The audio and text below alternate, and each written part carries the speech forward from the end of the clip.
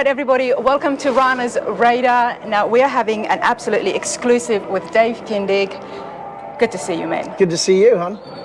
So pleasure to have you here because we have not had a chance, I have not had a chance to do an exclusive with you and find out a little bit about your history and how it all started. And then, of course, the multi-million-dollar question is what's next for Dave Kindig? We're going to talk about that. We're going to touch a few topics on motor trend as well. But first of all, Dave, how's it going? 2024, it's been a crazy year. It's been one hell of a year. It's our 25th anniversary in business and whirlwind year, to say the least. I mean, it's funny to actually be somewhere where I can calmly settle down. This is my 30th weekend out of town this year, which is my last one. Thank God. And but I've had a great time. I mean, you know, it's good guys, Arizona in the middle of the winter, snowing at home. It's t-shirt weather here. I'm very, very happy. 2024, you've just really kicked off this year with the Ridler winning 53 Corvette. There is a detailed interview on the build of that on the channel, everybody, but that has, everything you've done every year is just been one more step up above. You've been surprising everybody every year. So how are you feeling about everything? I'm feeling pretty good, you know. I mean, to get the opportunity to build a car to compete for the Ridler, which, you know, this was a 4.5-year build. We started actually, and then COVID hit. So that just really kind of threw everything into a little bit of a, you know, spin at the beginning, but we pulled up and flew right through and got the checkered flag, I think. So, you know, much like my career's always been over 25 years, I've surrounded myself with some great talent, some great friends and family, and people that know how to lick the gravy off their hot rod building plate, and we've been able to accomplish a huge goal for everybody that works at Kindig-It. Love that. And this was the first time, I mean, such a big history, but first time going into for the Ridler. Yeah. So I had opportunities to design other cars for other people back when I would do renderings for other companies and other individuals. And so I've designed a couple cars that have competed and got grade 8s, but I wasn't responsible for the entire build. You know, color development on some, interior, wheels, that type of stuff, themes, details, displays. The Kraken was one of them, a 33 that we built for, did some work on rather for Scott Burton out of Utah. And another friend of ours, Jim McDaniel, which had the, what did he call it? The El Cameo. It was a 58 Cameo, basically a unibody pickup truck, kind of like what we did with the Phantom Police side. That Cameo, did you do the rendering initially on a napkin? Kind of a quick napkin sketch, yes, as a matter of fact, I did. And then I did the renderings for Jim, and Jim has been a friend of mine for a long time, even before we had the TV show. In fact, I think I designed that truck before the TV show. That's what he told me. And so, you know, I've known him for a long time. On a napkin over dinner, I believe. Yeah. So, you know, just, you know, having a part of that. But again, I was never responsible for the entire build. And I always said to my guys and to myself, if we ever had the opportunity to build a car to go to the Ridler, I wanted to make sure that I checked every box.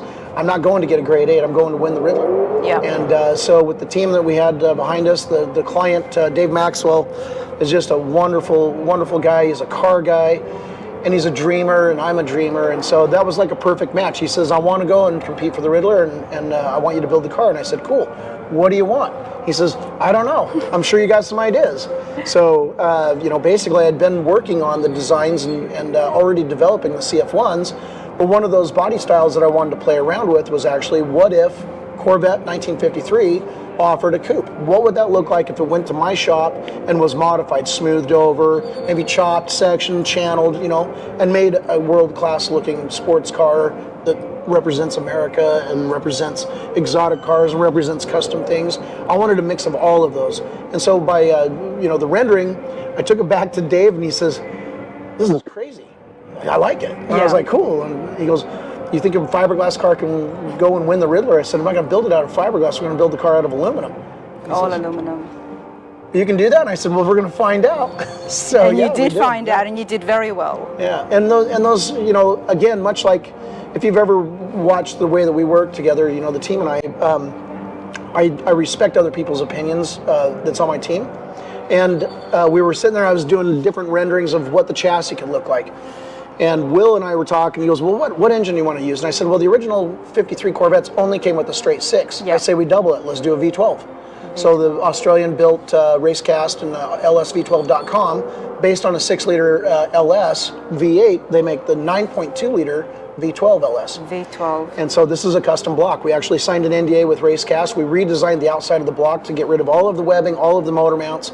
We designed our oil pan, which they actually worked with us at Racecast to cast the oil pan, the nose cone. These were actually components that would hold the suspension. So the suspension's actually mounted to the oil pan on the lower control arms and the nose cone in front of the V12 in the front. So there's so many really super over-the-top technical things. But it was funny as Will says, why don't we do it as a unibody with no chassis? I was like, well, that simplifies having to design a chassis, doesn't it? So that's the way we went. Which, you know, competing for ISCA, you're always trying to build something that is, you know, hard to find any flaws in, and that's really what we were after. And so less is sometimes more. You need to have stuff that they can judge in detail, and it's all about you know, design, difficulty, engineering, and quality. And so, you know, basically we needed to make sure we checked all of those boxes and went to the moon on everything. You really did, and less is more is definitely the right statement right there when it comes to the 12A, because you look at it, you know it's flawless and it looks very simple, but there is so much involved. So do check out the video, everybody, when we look at it in detail. Now the concept car, General Motors, every time when it comes to the concept cars, from my understanding, is looking into the future. What can we do? And you have done that. You have done what General Motors, I guess, should have done or would have done in 2024 to inspire future builders about the direction of the cars.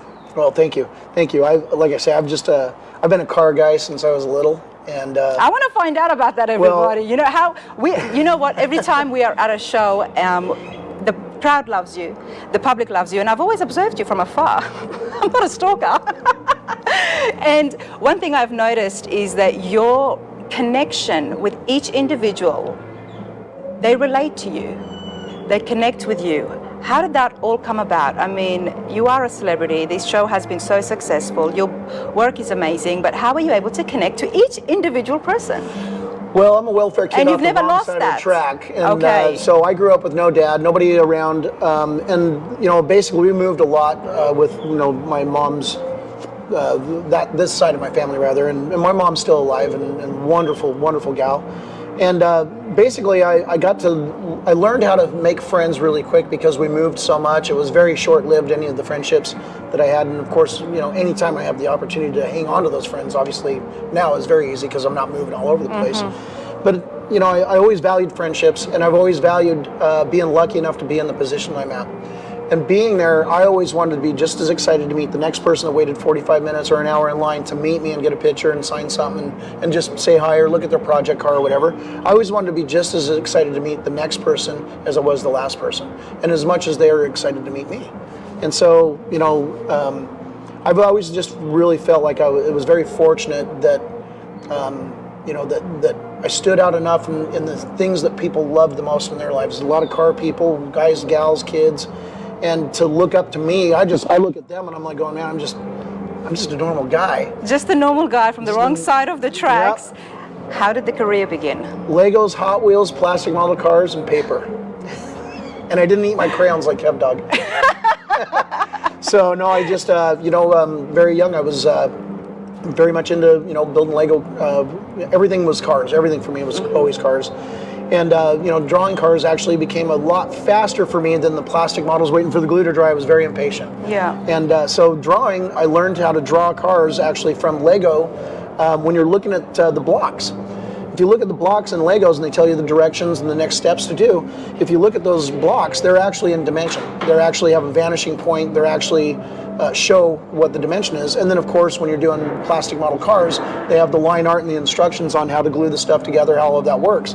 And so for me, it was very important to learn how to draw cars by looking at those dimensions, looking at the way that the shapes are, looking at the boxes of the finished cars, and being inspired, what if? What if they had this, you know, 1964 Impala, but they did a two-door wagon that's chopped with a laid-back windshield and these Corvette wheels. And so no car on my windowsill was safe for more than 2 weeks. Wow. They were always getting changing, you know, chopped up and moved around. And I still have the box of model cars from when I was a kid.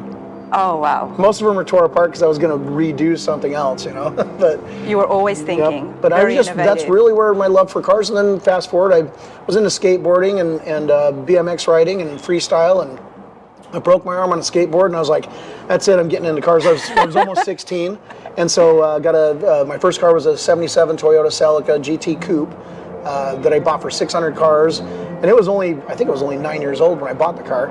So it was actually a pretty nice car, and then I got into Volkswagens. I bought a 61 Beetle, financed it, made payments for 2 years for $1,500 Volkswagens, car. okay. Yep, got into Volkswagens. I always wanted the lowest, brightest color. Mine was a turquoise color with a gray and black velour interior, and it was not lowered until I got a hold of it, and I slammed the car and got into the Volkswagen Club, Salt City Air Coolers, and I actually started hanging out with a lot of people. Because I didn't have a lot of money, I had to learn how to work on my own car to keep it running.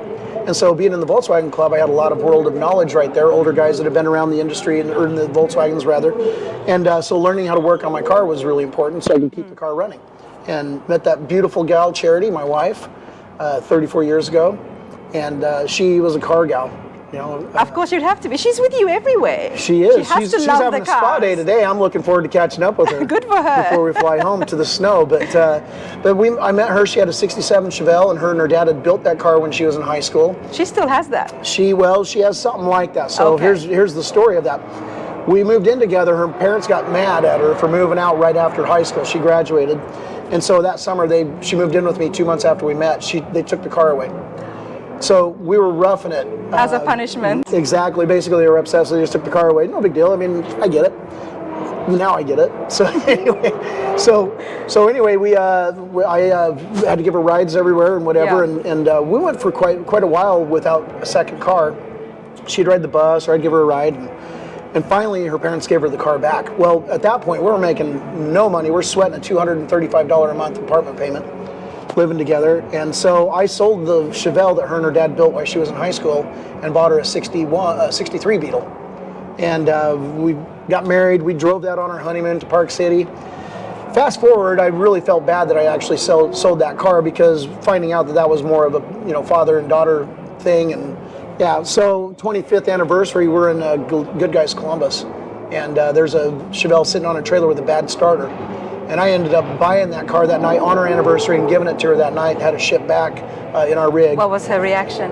Loved it. There was tears everywhere, man. It was awesome. I just told everybody how much I loved her and how much I appreciated everything. And we finally started, finding our success. And gave her the car for her anniversary. And of course now it sits on Roadster Shop chassis, LT4. She's got a brand new Mercedes. She parks in the car collection garage and drives that Chevelle all summer long. That's an amazing story, everybody, from humble upbringings, both of you. And it's so nice to see that and hear that. And I love it. It's an absolute inspiration for so many people out there who are struggling or who are out there trying to make a name for themselves. You've done it so well, and you have not changed at all, which I think so many of the viewers do appreciate. Now talk to me about Bitchin' Rides. So great opportunity. We actually put out a media blitz that we were going to get the opportunity as a hot rod shop to build and restore a 1939 GM Futureliner. Kindig Designs was already in operation? So my business started 25 years ago, which is about half as long back as the TV series. So we've been filming approximately 12 and a half years of Bitchin' Rides, but we've been around for 25 years. I actually had 13 other episodes of My Classic Car Crazy, Hot Rod Television, SEMA coverage, and Low Car TV, but I was always a guest on somebody else's show. I see. So I'd already had experience with shows, and when we put the media blitz out that we were going to do this GM Futureliner, it happened across the desk of David Lee and Bob Scanlon at Velocity Channel, which used to be Speed Channel. Correct. And so they basically were like, okay, we know this kid's building all these high-end hot rods and competing in the car shows, Good Guys, ISCA, whatever. What's he doing with the GM Futureliner restoration? That seems like not the right shop to have it done. But they were intrigued, so they actually got a hold of a company called Fisher Productions in Park City, Chris Fisher, and they said, would you mind doing a sizzle reel with us? We'd like to see how you guys are on TV and maybe talk about doing a series. I was like, cool. I was just fine with it. You know, that GM Futureliner, I think it's Dennis Alberg's. Yes, it is. That's also on the channel, and it's brilliant, and that's one of the other historical builds that I do love. I'm a bit of a history nut. So. Right. It's such a cool piece of American history, automotive history. I mean, there's just so many things. You realize that the Futureliner, the death of the Futureliner was television. Because everybody was counted to go to these shows, and it was like the World's Fair. GM might pull into town with 12 of these GM Futureliners and other vehicles, and they'd set up basically progress of man's technologies. Yep. And in 1953, they had the microwave was featured in one. The one that we did was number 3, Power for Air Age. Aerospace. Yep, and basically talked about how a jet engine would take in and create thrust and so forth. But at the end of 1953, air conditioning and television had hit. You don't have to go somewhere and sweat and whatever and go into these things. You can stay at home, eat your dinner, and with the air conditioning on and watch TV.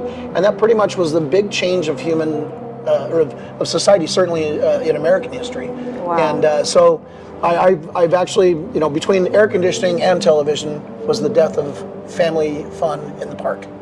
You know, I can see that, and if you're not familiar with it, do check out the links I'm going to put at the top right-hand corner. There are 2 videos on the GM Freightliner where we look inside, and of course there is the one that Dave built himself. Your career, and I've been following it, and I absolutely love everything you have done. 2024, you made history. We're going to say that you have definitely made history. And, you know, some people say, you know, the person has to go out with a bang. I'm not going to say that because you're not going anywhere. Well, I like to say that I'm going to finish on top with Bitchin' Rides. You know, with the network being shut down and basically no new production, we had been green-lighted for more seasons. We are going to finish up the last episode by December 26th. And I've got such a great family of film crew. I mean, these guys, it's going to be a little bit sad because we've had some really, really wonderful people that we've met. Nick Maher, our producer, Tyson Call, Matt Carrillo, Chase. I mean, all of these guys, they're like family members. We've watched all of them get mustaches and gray hair and get married and have kids and buy homes. And that's why people have loved the show, and it has been so successful, is because of the people involved. It's not scripted. The way that we've done it was the right way. Yeah. We've captured the passion about building cars for the clients. We've captured being ingenuitive. We've captured working together. You've had fun with it? We've had with KevDog along the way? Yeah, even with KevDog. KevDog's my favorite. He's my best friend. He's been right there from the beginning. And I always joke, I wish he and was I always here say, with if he us. sells his boat, I'm going to fire him because I don't want to have to buy a boat. But you know what, Kevin, he has a finger on the pulse of every project in the shop. He cares about my company. He cares about Charity and I and everybody that works there. He kind of comes off sometimes as a little bit of a bulldog, but at the same time, when you have that many people and that many egos and that many things, you need to have whoever's running them with a lot more than all of them put together, and that might be the case with Kevin, but it's not a bad thing. Mm-hmm. It's actually a good thing. I trust him with millions of dollars worth of responsibilities, time frames. I'm the guy that looks at something and goes, wow, something's shiny, and I could be off on a tangent. Kevin concentrates on everything, watches everything, and understands and knows so much of the aspect of building a custom car that he's my goat. People love seeing you guys on screen, and I think they want to continue. So here is the question. We want to keep seeing you, you know, and everywhere you go, there's lines of people who are just waiting to meet you, but every day, every night on the TV, whether it's TV or whether it's internet here on YouTube, we want to keep up with you, mate. Stay tuned. I'm putting all my options together in front of us. You know, I can't say that I'm super happy about Motor Trend going away, but at the same time, this is a new chapter. Just much like when I didn't have a TV show and then I did, it's a new chapter. I'm excited for what's going to happen next. I'm looking at this as an opportunity to concentrate more on my CF1 program as a manufacturer now. I'm excited to continue building that brand because let's face it, I'm 53 years old. I don't want to work until I'm 80. I don't have to, but at the same time, if you think about it, if I did continue to work, I'm drawing cars for somebody. Yeah. Somebody's passion. I'm passionate about doing it. I have a family who can take over that business and run it. I'm excited for the next chapters. The CF1 program, that's going to be obviously continuing, and I'm expecting it to grow more. People love that. I mean, we just had a few people ask you about it just on the walk here. Well, you know, I've sold 2 of them this weekend at the car show, and possibly a 3rd, and maybe even a 4th. So we'll see what happens. And usually when Kevin hears that, he starts crying because it's a lot more work for him. But you know what? Ramping up and doing production. Basically, my hot rod shop right now is currently 50% doing the one-off big build hot rods, and the other 50% is building the CF1s. And to be able to replicate a car that we're doing them individual and unique in that respect, that no 2 are going to be the exact same color combinations. They will all be an individual and unique piece of art that you can get in and drive and enjoy. The value of the car is higher than what I'm selling them for, which has really been cool. That helps sell them when they actually sell for more than what you sold them for Absolutely, originally. which is not always the case with the classic cars. No, it can be the other way. No, I mean, $450,000 Roadsters sold for $575 at Barrett, $605 at Barrett. 770 at Mecum at Kissimmee the beginning of this year. I really love people to hang on to their cars, but to see what the value is when you buy a vehicle like that and it's actually worth more than what you paid for it in a very short amount of time, it's a hell of an investment. Absolutely. There's no Bitcoin, there's no market you're playing that does anything near what those cars are doing. So that's been really rewarding, because now it's very easy to go, okay, well, we don't have to worry about somebody thinking whether they have the value or not of the car. Now we just got to be creative and build something that makes sense, has a great combination of colors, a great theme, and just keep having fun. Love that. That's my biggest concentration now, is the third body style, which will be based on the 12 Air body style, which is the fastback. And the fourth body style is a Nomad wagon version. Nomad wagon version. Stay tuned for that. Wow. But we've got the Roadsters and the Cabriolets right now, and we're going to start working on the plugs for the fastback, and that will be the next version. You have to keep up with Dave Kindig, and I'm guessing at this stage through social media, of course, Instagram, Facebook, my channel, tune in every now and then, because I'm going to be definitely keeping up with this guy to find out what's happening, because we do want to, Motor Trend is closing, Bitch and Rides, we can't see you at home, we still want to follow you, we want to see what the next big thing is. Stay tuned, everybody. But Dave, I'm just super excited. 2024, what a great year. Going out with a bang, baby, on top. Absolutely, right here just before Thanksgiving. Happy Thanksgiving to everybody at home as well. Dave, it's always a pleasure. Thank you, babe. Absolutely. And stay bitchin', we'll be back.